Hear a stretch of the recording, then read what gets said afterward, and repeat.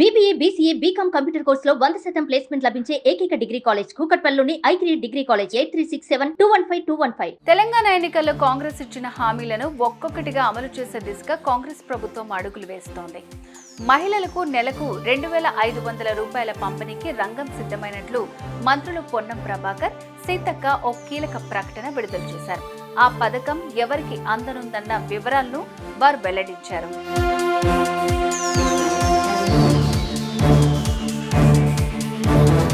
Congress party తెలంగాణలో అధికారంలోకి వచ్చిన తర్వాత ఎన్నికల ముందు ప్రకటించిన హామీల అమలు దిశగా అడుగులు వేస్తోంది.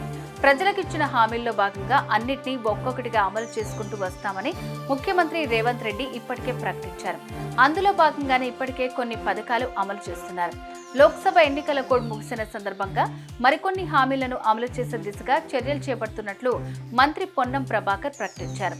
తెల్ల రేషన్ కార్డున్న ప్రతి మహిళకు తమ ప్రభుత్వం నెల 2500 రూపాయలు అందించనున్నామని ప్రభాకర్ చెప్పారు. అయితే పథకం అందజేసే విషయంలో అత్యంత జాగ్రత్తగా వ్యవహరిస్తున్నామని ఆయన అన్నారు.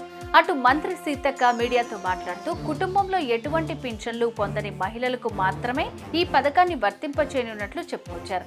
మహిళా సాధికారతను ఇనుమడింపు చేసేందుకు అటు ఉచిత బస్సు ప్రయాణం పథకం, ఇటు నెల 2500 రూపాయల పథకం చక్కగా దోహదం చేస్తాయని ఆమె తెలిపారు.